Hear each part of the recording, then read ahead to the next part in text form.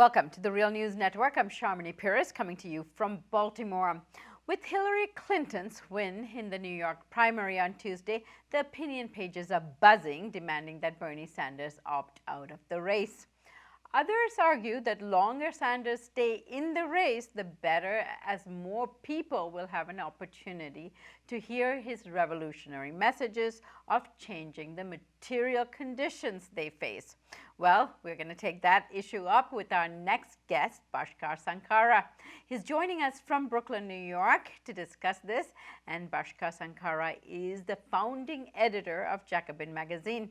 Bhaskar, thank you so much for joining us today. Thanks for having me on again. So let's take this issue up. Should Bernie Sanders step down and give Hillary Clinton the rein here as far as the Democratic nomination is concerned? Well, I've seen this call a lot. I saw it. I was up late watching cable news last night, and I saw it in the pages of the opinion, pages of places like the New York Times today. And I think people making that call fundamentally misunderstand what the Bernie Sanders campaign was about. This is not about kind of, cutting backroom deals. There's a lot of speculations that if he leaves now, he'll be able to cut a better deal with the Clinton operatives than if he stays around and fights into the convention. What it was really about is about laying forth a set of policies, a set of ideas to build a new sort of politics. It was about really this issue-driven, campaign based on principle, and that campaign is better served by Bernie Sanders going out there and continuing to campaign. I mean, we still have California. We have by far the largest state in the country to go, and I am partial to some of the arguments of Clinton supporters that say, listen, look at where the delegates are right now. Bernie can't catch up and pledge delegates.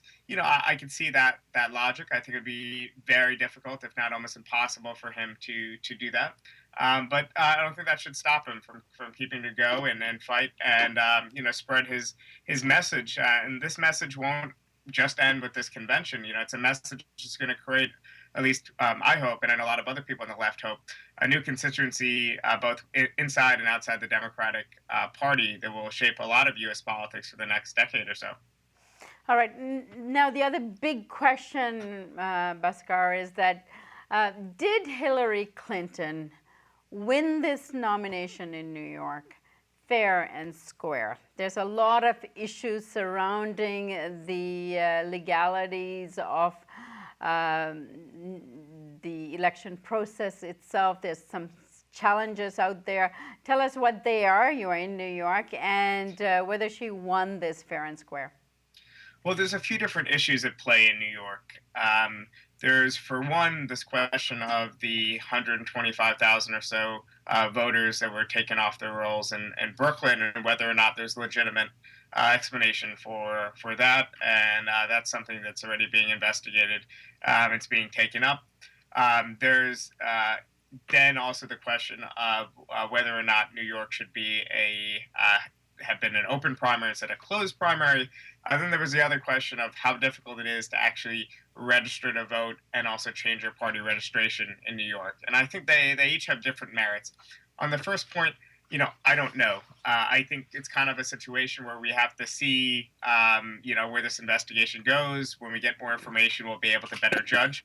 I wouldn't leap to the conclusion that the Sanders campaign was, very much harmed by this thing in Brooklyn. But I would say that the New York Board of Elections, as anyone in New York knows, has a terrible reputation for being, absolutely incompetent or worse, and tied to machine politics and so on. The New York Board of Elections has always had a terrible reputation.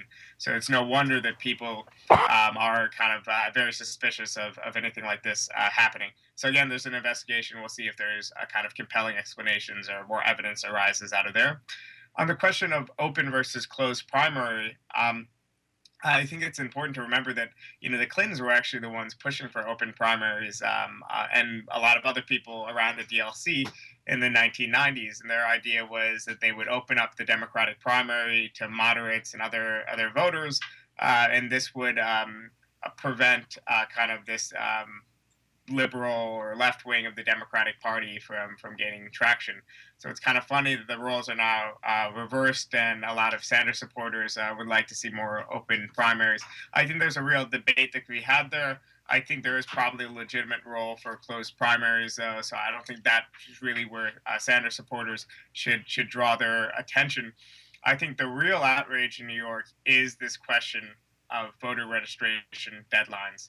Now, weeks before the first presidential debate, even um, weeks and weeks, months before the first caucus, the Iowa caucus, was the deadline in October for people to change their party affiliation. So this is before most New Yorkers had heard of Bernie Sanders, and independents were kind of unable to make that decision to decide what party to register for and stay independent. I think that's an outrage. October was that deadline.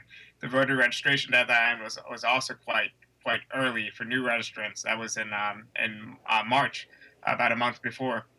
So again, I think we need to fight principally for democracy and for policies that allow for the highest amount of turnout possible. And it doesn't necessarily matter. I think in this case, it would have probably helped Sanders if there was more democratic voter registration laws in New York. But it doesn't really matter. I mean, I think it's just a matter of principle. And also, we should know on the left that the more people we have turning out and voting, the easiest it is to vote, the better it is for us in the long run. Because left of center candidates benefit from high turnout. And so I think that's really where our outrage should be directed. Everything else, it's hard to see. Did Clinton win legitimately in New York? Again, not all the evidence is in. I would guess, based on the margin of her victory, that in fact, she did, but that doesn't mean there wasn't thousands and thousands of Sanders supporters that were unable to vote because of New York's quite regressive voter registration laws. And what now? Many people are disappointed that we're Bernie Sanders supporters. But in terms of movement building and in terms of securing the very important issues that was raised by the Bernie campaign and having those issues addressed by whether it's a Democratic Party or whoever is going to take power, are very important issues. So what would you say to those who've been in the campaign and fighting for Bernie Sanders to be heard? Right. Well, absolutely. I've been really impressed by a lot of people on the left who've engaged with the campaign and have done, I think, a lot of great work in it. So I've been impressed by the work of the people behind People for Bernie, Democratic Socialists of America, Social Alternative, other people who have, decided to wholeheartedly engage in the campaign. And also, of course, the much more significant support of various unions, not the least of which is the CWA, which is currently on strike. Over 30,000 members are on strike against Verizon. So, I think a lot of our hope has to go in that direction and the connections and networks that have been built. But there's a lot to do, and we're not fully prepared, I think, on the left to take all this energy and excitement and the fact that, I know it was a disappointment last night, but we got 43% of the population, in the voters in a state like New York. To vote against kind of a home senator in a presidential race for someone who was a virtual unknown just a couple of months ago. So I think we should be really impressed with what we've done and be optimistic for the future. But it's hard to say exactly what needs to be done. I think we're going to need help from elements of the Sanders campaign. And they're still campaigning, and they will be so until the convention. I think a lot of people out in the West Coast, the nurses unions and others, they're going to really put in a lot of energy into this California primary. Again, even though it seems like it's a little bit too late for to get enough pledged delegates to actually win outright. But that doesn't mean that there's not battles yet to come, not the least of which will be battles on the actual convention floor about platform, about things like that. Obviously what the Democratic Party writes in their platform is not, their elected officials are not bound to it by any means. But I think the battles around that and other battles between Clinton and Sanders supporters will be instructive for people, and hopefully it will expose to people, the nature of the Democratic Party and why we need to kind of build movements outside of it in the long run. All right, Bhaskar, thank you so much for joining us, and we appreciate your points of view here. Thank you for having me. And thank you for joining us on the Real News Network.